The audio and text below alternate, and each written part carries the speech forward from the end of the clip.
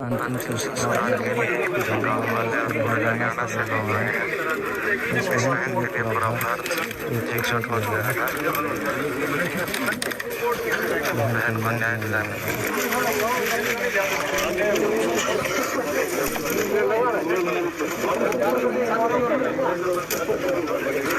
हर बहन हर भाई की आंखें इस मामले को देख के नम है। जितने भी लोग यहाँ थे, किसी की आंखों में आंसू आई थी।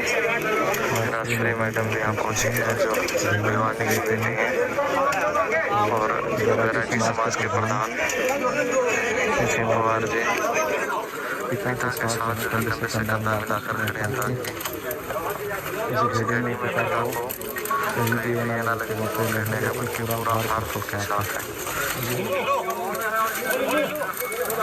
पूरा भारत इस बहन को न्याय दिलाने के लिए सामने आया।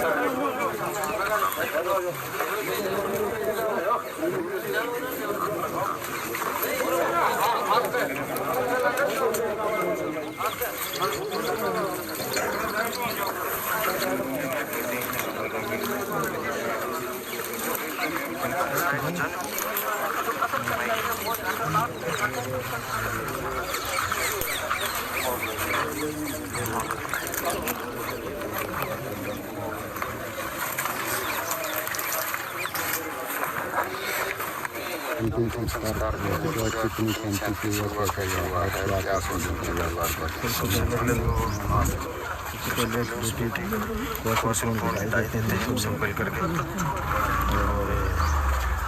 जन भावनाओं के अनुसार और परिवार की भावनाओं के अनुसार मुझे लग रहा था कि कुछ गलत हुआ है। तो सरकार ने उन बातों को समझा और सरकार ने स्वीकार किया कि जन भावना सर्वोपरि है, इसलिए उन्होंने सीबीआई की जो जांच की मांग थी उसको भी स्वीकार किया और एम्स में बहन का तीसरी बार पोस्टमार्टम को उसको भी स्वीकार किया। और सरकार का ये भी मानना है कि जो भी दोषी पाया जाएगा, जिस भी रूप में दोषी पाया जाएगा, अगर पुलिस का ये जो वर्जन था, डॉक्टर्स का जो वर्जन था, गलत निकलता है तो उनसे कोई चीज़ छूट जाती है तो सीबीआई की जांच में वो चीज़ नहीं छूटेगी और सख्त से सख्त कानून के अनुसार उनको सजा मिलेगी। ये आश्वासन हमने यहाँ जो लोग यहाँ थे अंतिम संस्कार के बच्चों को सभी को दिया है, परिवार को दिया है और आज बहुत शांतिपूर्ण तरीके से हजारों लोगों के साथ हम सभी ने उस बहन को अंतिम विदाई दी है।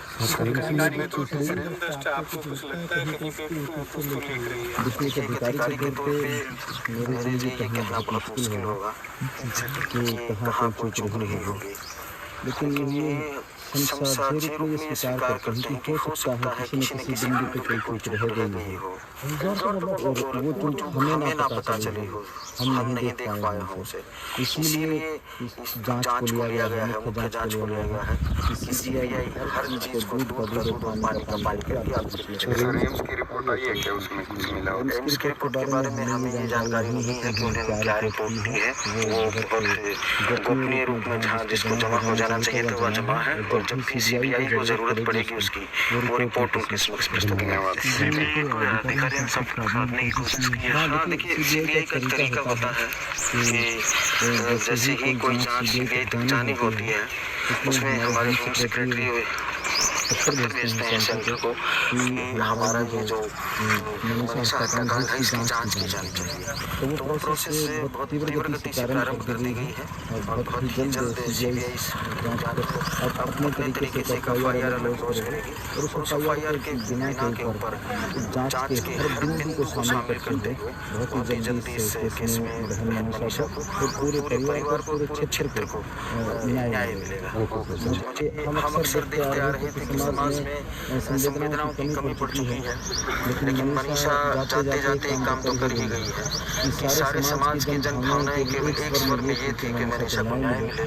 इसका मतलब यही कि हम गलती पे हैं नहीं है अलग मुद्दा है, किसी की छोटी मोटी गलती नहीं है वो अलग मुद्दा है, लेकिन समाज में संवेदनशीलता मौजूद है, समाज में मानवता मौजूद है, समाज में इंसानियत मौजूद है। तो ये हमारे समाज का एक उजला पक्ष भी रहा है, लेकिन एक पक्ष ऐसा भी रहा कि समाज में जब आंदोलन जब चल रहे हों तो वहाँ अराजकताएं बढ़ जाती हैं कई बार, उच्छृंखलताएं बढ़ जाती हैं कई बार। एक लक्ष्मण रेखा का पालन हम सभी को करना चाहिए। मैं आप सभी के दर्शकों से एक अनुरोध करूँगा, हमारे क्षेत्र के लोगों से भी एक अनुरोध करूँगा, हरियाणा प्रदेश राजस्थान या पूरे भारत के साथियों से एक अनुरोध करूँगा कि आंदोलन चलाने का एक अलग संवैधानिक तरीका है, उस तरीके को इस्तेमाल करिए ताकि जो आपकी आवाज़ आप जहाँ पहुँचाना चाह रहे हैं वहाँ पहुँचे वो आवाज़, और जब वो आवाज़ पहुँच जाए और वहाँ से एक्शन प्रारंभ हो जाए तो फिर अपने आंदोलन को धीरे धीरे वापस ले लेना चाहिए। कहीं ऐसा ना हो कि वो अराजकताएं और वो उच्छृंखलताएं वो हिंसा पूरे समाज की दिशा और दशा को बदल दें, वो सारी व्यवस्थाएं सारे उद्देश्य ही बदल दें और फिर सरकार को, प्रशासन को, पुलिस को उसे समेटने में अपना समय लगाना पड़े और जो मूल उद्देश्य है वो भटक जाए। मैं आपसे अवश्य ये अनुरोध करूँगा।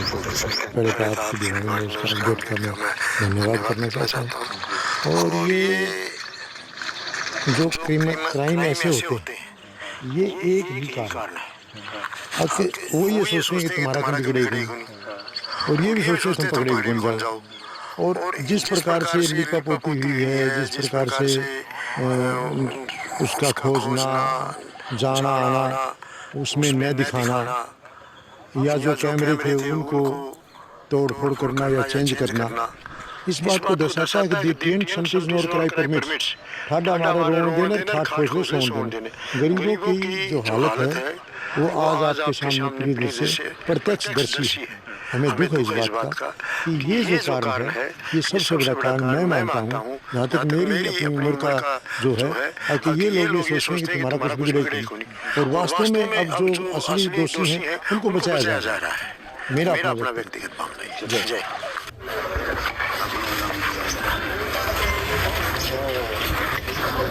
Thank you.